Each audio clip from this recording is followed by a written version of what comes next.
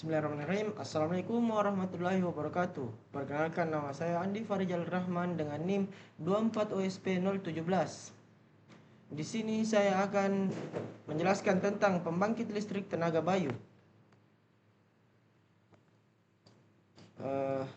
Pertama, pengertian pembangkit listrik tenaga bayu. Definisi dan konsep dasar PLTB. Pembangkit listrik tenaga bayu atau PLTB adalah suatu sistem pembangkit listrik yang pemanfaatan energi kinetik angin sebagai sumber energi primer.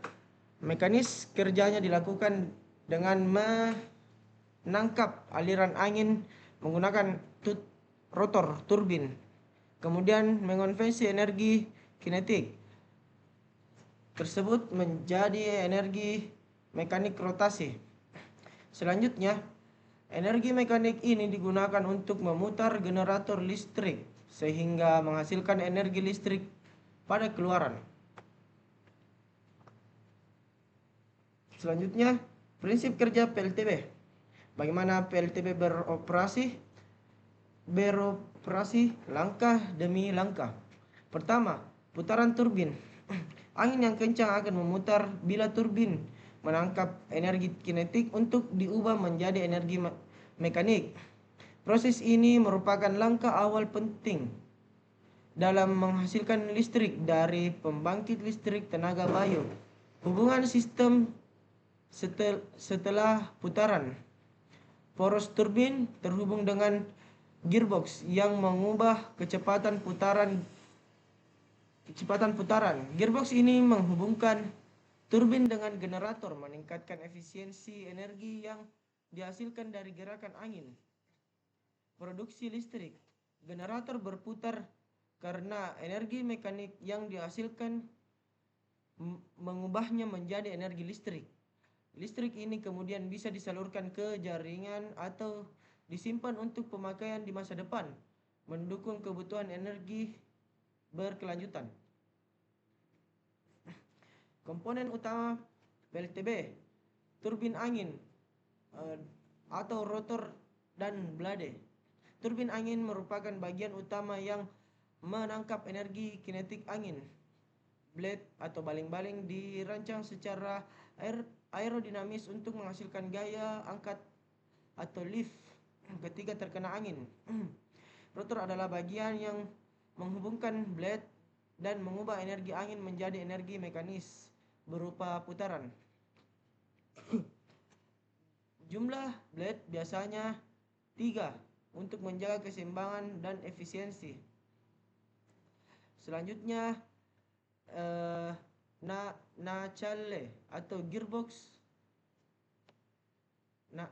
nakel atau gearbox dan generator. Gearbox untuk meningkatkan kecepatan putaran rotor agar sesuai dengan kebutuhan generator. Generator yang mengubah energi mekanik putaran menjadi energi listrik melalui prinsip induksi elektromagnetik. Selain itu, di nakel juga terdapat sistem pendingin, brake system, dan mains shaft. Menara atau tower. Menara berfungsi menopang turbin angin pada ketinggian yang optimal.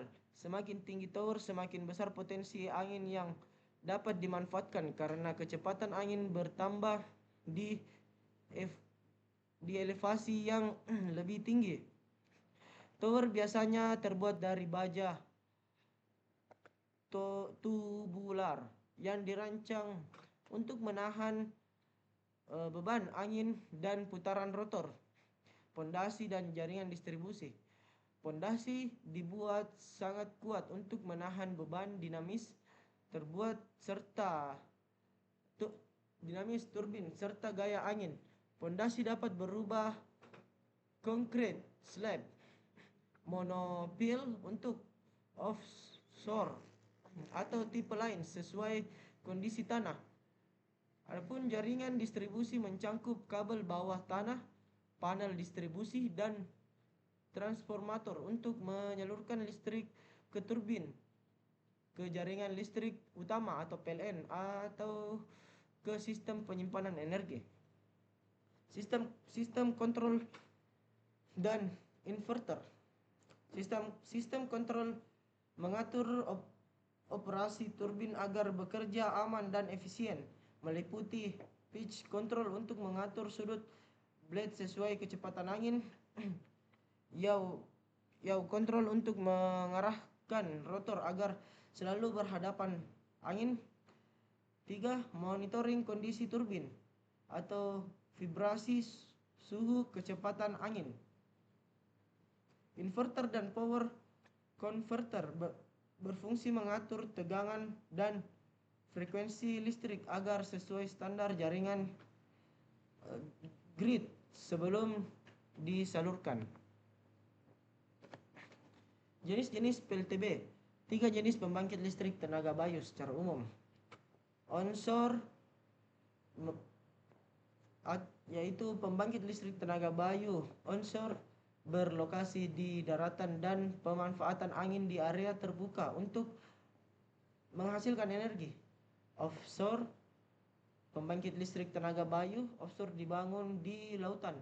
Pemanfaatan angin yang lebih kuat dan konsisten untuk meningkatkan efisiensi. Hybrid,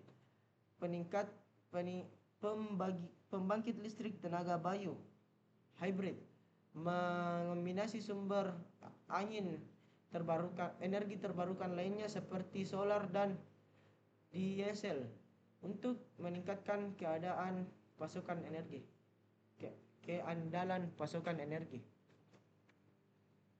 Kelebihan pembangkit listrik tenaga bayu. Pertama, PLTB adalah sumber energi ramah lingkungan yang mengurangi polusi. Kedua, energi yang dihasilkan dari angin adalah sumber terbarukan dan tidak terbatas. 3. Biaya operasional PLTB sangat rendah, membuatnya ekonomis dan efisien. 4. Pembangkit listrik ini menghasilkan energi nol emisi karbon, baik untuk bumi. PLTB di Indonesia ada di PLTB Sidrap, adalah pembangkit listrik tenaga bayu komersial pertama skala besar di Indonesia. Kapasitas totalnya mencapai 75 MW dengan 30 turbin angin, masing-masing turbin 2,5 MW.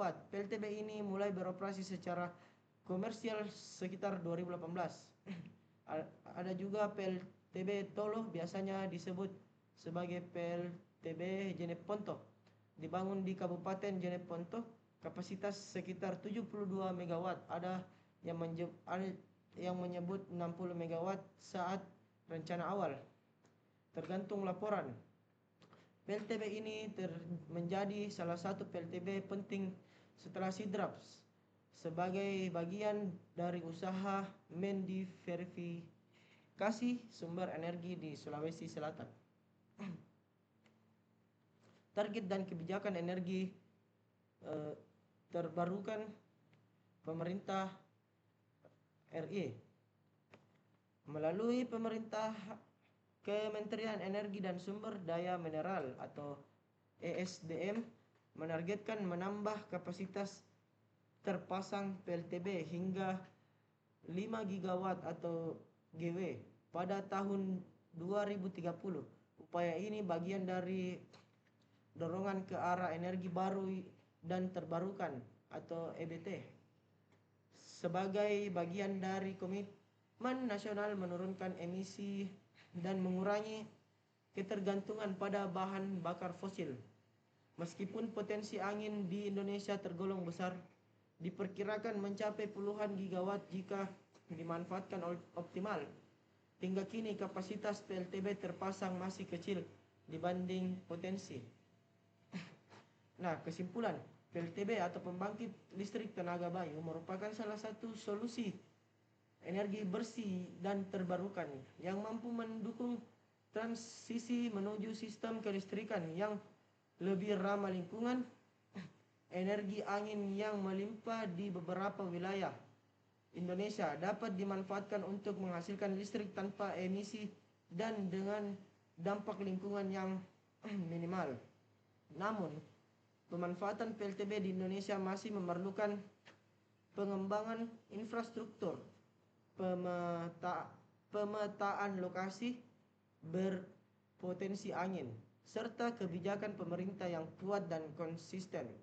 Dukungan regulasi, investasi, dan teknologi sangat dibutuhkan agar pengembangan PLTB dapat optimal dan berkontribusi signifikan terhadap target energi terbarukan nasional. Itu saja yang dapat saya sampaikan tentang